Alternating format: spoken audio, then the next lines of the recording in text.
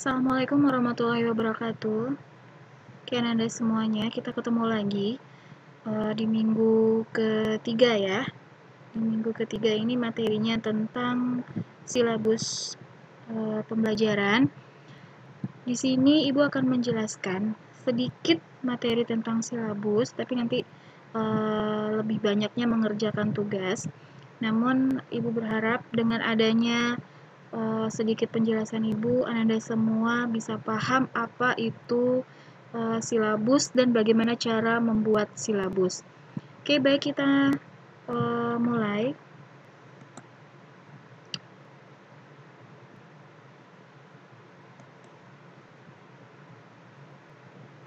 Oke, sebelum kita masuk pada silabusnya itu apa, kita pelajari sedikit tentang pembelajaran K13.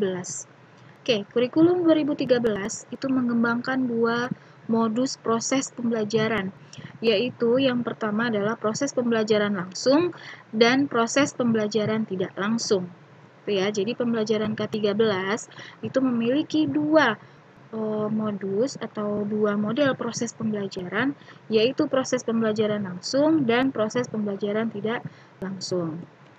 Oke, proses pembelajaran langsung adalah proses pendidikan di mana peserta didik mengembangkan pengetahuan, kemampuan berpikir, dan keterampilan psikomotorik. Jadi di sini adalah proses pembelajaran langsung itu, si siswa adalah mengembangkan pengetahuan mereka, kemampuan berpikir, dan psikomotorik mereka yang kita kembangkan di sini. Kemudian, melalui interaksi langsung dengan sumber belajar yang dirancang dalam silabus dan RPP berupa kegiatan-kegiatan pembelajaran. Jadi, untuk mengembangkan pengetahuan tersebut, kita merancangnya itu melalui silabus dan RPP.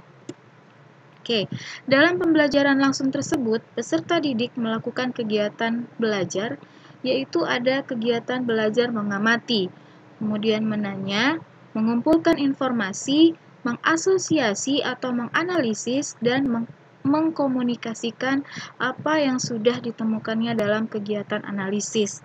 Jadi di setiap pembelajaran, si peserta belajar atau peserta didik itu kegiatannya adalah yang pertama mengamati, kemudian mereka juga ada menanya, lalu mengumpulkan informasi, kemudian mereka menganalisis, dan akhirnya nanti adalah mengkomunikasikan apa yang sudah mereka temukan dalam kegiatan analisis. Oke, untuk proses pembelajaran langsung itu menghasilkan pengetahuan dan keterampilan langsung atau yang disebut dengan instructional effect. Jadi efeknya itu adalah memang ada keterampilan yang nanti dihasilkan oleh si peserta didik setelah kita merancang pembelajaran langsung ini. Oke, kemudian yang kedua adalah pembelajaran tidak langsung. Jadi kalau tadi adalah pembelajaran langsung dan ini adalah pembelajaran tidak langsung. Apa itu pembelajaran tidak langsung? Yaitu proses pendidikan yang terjadi selama proses pembelajaran langsung, tetapi tidak dirancang dalam kegiatan khusus. Nah, jadi di sini pembelajaran tidak langsung ini juga sebuah proses pendidikan yang terjadi selama proses pembelajaran, namun tidak dirancang dalam kegiatan khusus. Kalau langsung tadi kan kita sudah merancangnya. Nah, kalau pembelajaran tidak langsung itu tidak dirancang dalam kegiatan khususnya. Kemudian, pembelajaran tidak langsung itu berkenaan dengan pengembangan nilai dan sikap. Nah, mungkin selama ini, selama kita kuliah, Ananda sering saya ingatkan, tolong sikapnya, tolong Ibu punya rubrik. Nah, rubrik ini adalah rubrik sikap. Apakah itu disiplin, apakah itu tugasnya mengumpulkan tepat waktu, kemudian apakah itu bertanggung jawab. Nah, itu adalah sikap yang selama ini Ibu nilai. Nah, itu yang dikatakan dengan pembelajaran tidak langsung. Oke, berbeda dengan pengetahuan tentang nilai dan sikap yang dilakukan dalam proses pembelajaran langsung oleh mata pelajaran tertentu. Pengembangan sikap sebagai proses pengembangan moral dan perilaku dilakukan oleh seluruh mata pelajaran dan dalam setiap kegiatan yang terjadi di kelas, sekolah, dan masyarakat. Oke, pelaksanaannya. Nah, jadi pelaksanaan pembelajaran langsung seperti apa dan pembelajaran tidak langsung seperti apa? Oke, Pembelajaran langsung itu maupun pembelajaran tidak langsung terjadi secara terintegrasi dan tidak terpisah. Pembelajaran langsung berkenaan dengan pembelajaran yang menyangkut KD. KD itu apa? KD adalah kompetensi dasar yang dikembangkan dari KI. KI itu adalah kompetensi inti 3 dan kompetensi inti 4. Nah, KI 3 itu adalah yang diminta atau yang menghasilkan pengetahuan. Yang diminta dari si siswa itu adalah pengetahuannya. Kalau untuk KI 4 itu adalah praktikumnya atau bisa kita sebut dengan psikomotornya. Kalau tadi yang KI 3 itu kognitifnya, yang KI 4 itu adalah psikomotornya atau keterampilannya. Oke, keduanya dikembangkan secara bersamaan dalam suatu proses pembelajaran dan menjadi wahana untuk mengembangkan KD pada KI 1 dan KI 2. Nah, nanti KI 1, KI 2, KI 3, dan KI 4 itu bisa Anda lihat pada contoh silabus yang akan Ibu lampirkan di e-learning nantinya. Oke, kemudian pembelajaran tidak langsung itu berkenaan dengan pembelajaran yang menyangkut KD yang dikembangkan dari KI 1 dan KI 2. Jadi, pembelajaran tidak langsung ini dia berkenaan dengan pembelajaran yang menyangkut KD yang dikembangkan dari KI 1 dan KI 2. KI 1 dan KI 2 ini biasanya isinya adalah sikap, di situ adalah afektif yang ditonjolkan. Sedangkan untuk KI 3 itu adalah kognitifnya. Sedangkan untuk KI 4 itu adalah psikomotornya. Gitu ya. Oke, proses pembelajaran terjadi atas 5 pengalaman belajar pokok. Yaitu, nah seperti yang tadi sudah Ibu jelaskan sebelumnya, bahwa dalam kegiatan pembelajaran itu ada 5 pengalaman belajar. Yaitu yang pertama mengamati. Nah, selama belajar itu kita tentu ada mengamati. Jadi sebelum kita melakukan proses pembelajaran di kelas, pasti si gurunya, oke, contohnya nih, pada saat kita belajar di kelas, Ananda diminta untuk mengamati suatu benda, misalnya. Setelah mengamati suatu benda, tentu ada proses bertanya, ada menanya. Nanti si siswa itu akan, setelah mereka mengamati, tentu mereka akan bertanya. Nah, bertanya itu, tentu mereka nanti akan mengumpulkan informasi dengan bertanya tadi. Setelah mereka mengumpulkan informasi, mereka mengasosiasi atau menganalisis dari hasil informasi yang mereka dapatkan tadi. Nah, setelah mereka menganalisis, tentu mereka mendapatkan kesimpulan dari proses pembelajaran tersebut. Maka mereka akan mengkomunikasikannya dengan si guru. Itulah proses pembelajaran terdiri atas 5 pengalaman belajar pokok, yaitu yang pertama mengamati, yang kedua menanya, yang ketiga mengumpulkan informasi, yang keempat mengasosiasi atau menganalisis, yang kelima itu adalah mengkomunikasikan. Ibu harap paham ya dengan apa yang Ibu jelaskan, walaupun dengan sedikit materi. Oke, keterkaitan antara langkah pembelajaran dengan kegiatan belajar dan maknanya, nah itu bisa kita lihat pada lampiran 4 Permendikbud nomor 81A tahun 2013 tentang implementasi kurikulum, yaitu pedoman umum pembelajaran. Nah, ini tentu tidak mungkin Ibu sampaikan di sini, nanti bisa Anda lihat lebih detailnya, yaitu pada Permendikbud. Oke, kita masuk. Nah, tadi itu sedikit pengantar ya, pengantar sebelum kita masuk ke silabus. Tentu kita tahu dulu, kita ini sekarang ini belajarnya di kurikulum berapa? Apakah kurikulum 2013? Apakah di KTSP atau bagaimana? Tentu Ibu akan perkenalkan di awal. Maka tadi Ibu kenalkan bahwa kita sekarang sudah masuk pada kurikulum 2013. Tentu dengan berbagai revisinya. Oke, sekarang kita masuk silabus. Nah, ini dia. Ibu punya bandingan ya antara KTSP dengan K13. Jadi Ibu di sini memberikan yang KTSP itu seperti apa, walaupun sekarang sudah tidak terpakai lagi, walaupun sudah banyak yang menggunakan K13, namun tetap Anda mesti tahu apa sih bedanya antara KTSP dengan K13 dari segi silabusnya. Oke, ini adalah KTSP. Nah, pengertian silabus di KTSP, yaitu rencana pembelajaran pada suatu dan atau kelompok mata pelajaran atau tema tertentu yang mencakup, yang pertama adalah standar kompetensi, yang kedua kompetensi dasar, yang ketiga materi pokok atau pembelajaran, yang keempat kegiatan pembelajaran, yang kelima indikator pencapaian kompetensi, itu untuk penilaian, kemudian adanya penilaian, lalu ada alokasi waktu dan sumber belajar. Nah, ini sumbernya dari mana? Dari BSNP 2006 halaman 14. Ini pengertian silabus dari KTSP. Maksudnya dari segi kurikulum tingkat satuan pendidikan. Jadi KTSP ini adalah kurikulum tingkat satuan pendidikan. Oke ya. Oke, pengertian silabus dari segi K13 atau kurikulum 2013 merupakan rencana pembelajaran pada suatu mata pelajaran yang mencakup, itu yang pertama ada kompetensi inti. Nah, kalau tadi di KTSP, itu adalah standar kompetensi. Sedangkan di K13, ini dia, kompetensi inti. Di situ letak bedanya. Kalau di KTSP itu adalah standar kompetensi, sedangkan di K13 itu kompetensi inti. Kemudian di K13 juga ada kompetensi dasar. Nah, di KTSP juga ada, nih dia, kompetensi dasar. Oke, kemudian pada K13 itu ada materi pembelajaran. Di KTSP tadi juga ada.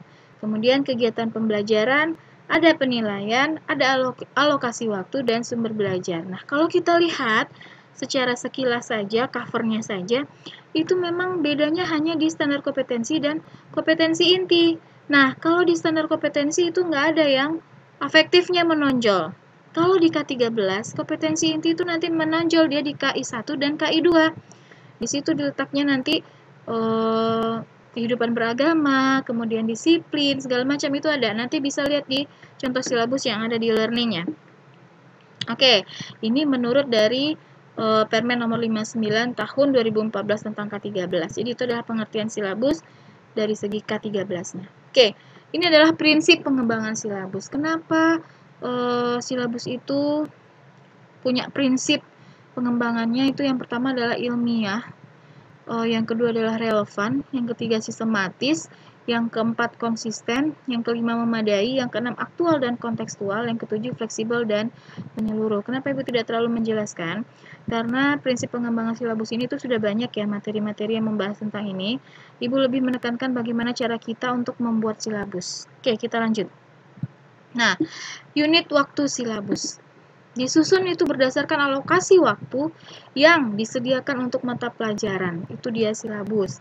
Kemudian, memperhatikan alokasi per semester per tahun. Jadi nanti di silabus itu tuh lengkap, mulai dari waktu yang digunakan, berapa jam pelajarannya, kemudian per tahunnya ada, per semesternya juga ada, jadi lengkap. Kemudian, implementasi pembelajaran per semester menggunakan penggalan silabus sesuai dengan standar kompetensi dan kompetensi dasar pada KTSP. Sedangkan untuk K13-nya adalah kompetensi inti dan kompetensi dasar. Oke, siapa yang mengembangkan silabus? Itu adalah guru secara mandiri atau kelompok MGMP. MGMP ini adalah Majelis Guru Mata Pelajaran, Musyawarah Guru Mata Pelajaran, kemudian PKG, dan Dinas Pendidikan. Jadi ini adalah orang-orang yang mengembangkan silabus. Silabus itu tidak hanya sama dari tahun ke tahun, itu tidak sama. Pasti ada perubahan atau ada perbedaan atau ada revisi. Kenapa? Karena seperti yang sudah kita bahas sebelumnya, ingat bahwa perencanaan pembelajaran itu tuh harus dilakukan pengembangan, harus dilakukan revisi. Kurikulum saja itu dari tahun 1975 itu berubah terus sampai 2013.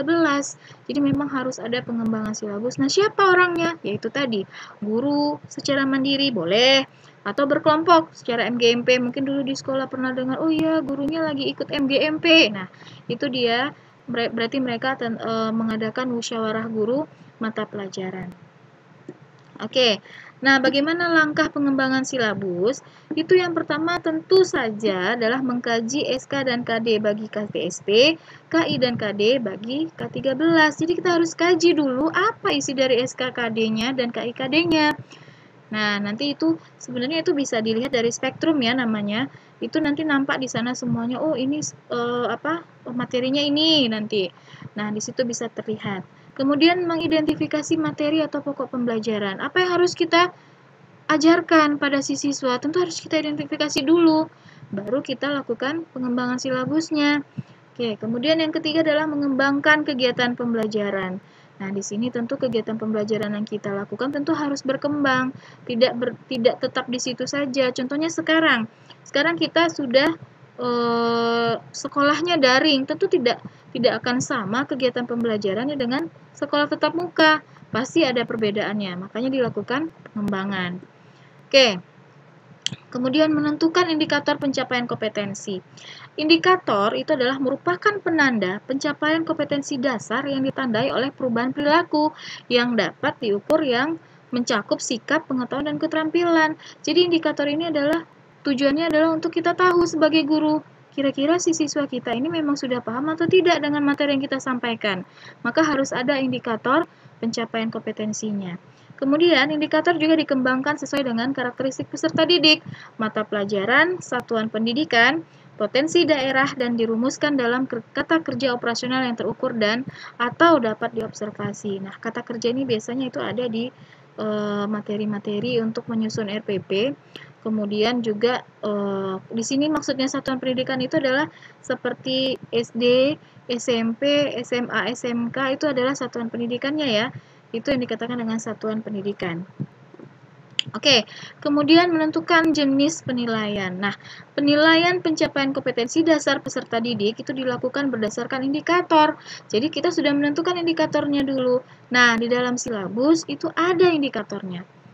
Nah, cuman Ibu tidak bisa detail menjelaskan bagaimana menentukan indikator, tapi nanti Ibu akan kasihkan contoh karena kita terbatas dari dalam arti kata memang sulit ya untuk mengajarkan secara tidak langsung seperti ini. Harusnya itu memang Ibu mengajarkannya langsung. Jadi untuk sementara waktu indikatornya nanti lihat di contoh silabusnya saja. Oke ya. Kemudian penilaian dilakukan dengan menggunakan tes dan non-tes dalam bentuk tertulis maupun lisan. Kemudian ada pengamatan kinerja, pengukuran sikap, penilaian hasil karya berupa tugas, proyek, atau produk, penggunaan portofolio, dan penilaian diri. Nah, itu untuk jenis penilaiannya. Jadi memang lengkap ya, kalau di silabus kita harus punya semuanya. Kemudian menentukan alokasi waktu. Alokasi waktu yang dicantumkan dalam silabus itu merupakan perkiraan waktu rata untuk menguasai satu kompetensi dasar yang dibutuhkan oleh peserta didik yang beragam. Nah, peserta didik kita itu kan tidak sama, ya. Mereka tidak sama dalam menerima informasi. Ada yang mereka sangat lambat. Nah, kemarin juga kita sudah belajar bahwa si peserta didik itu atau jangan jauh-jauh, kita sendiri aja punya gaya belajar masing-masing. Jadi, tentu memiliki perbedaan sehingga kita harus menentukan alokasi waktu yang tepat itu untuk menguasai satu kompetensi dasar sehingga tujuan pembelajaran tercapai. Gitu ya. Kemudian menentukan sumber belajar. Sumber belajar adalah rujukan, objek, atau bahan yang digunakan untuk kegiatan pembelajaran yang berupa media cetak, media elektronik, narasumber, serta lingkungan fisik, alam, sosial, dan budaya. Semuanya menjadi sumber belajar. Jadi apapun itu yang bisa membuat kita belajar, yang bisa membantu kita belajar itu dikatakan dengan sumber belajar. Oke ya, paham ya? Semuanya itu adalah sumber belajar. Nah, ini adalah contoh model silabus. Ini ya, kata kunci untuk KTSP, kemudian K13. Oke. Untuk contoh silabus, itu bisa Anda lihat pada e-learning, itu akan Ibu berikan di e-learning contoh silabus. Oke ya, jadi untuk penjelasannya, Ibu cukupkan dulu sampai di sini. Mohon maaf jika ada salah dalam penyampaiannya. Assalamualaikum warahmatullahi wabarakatuh.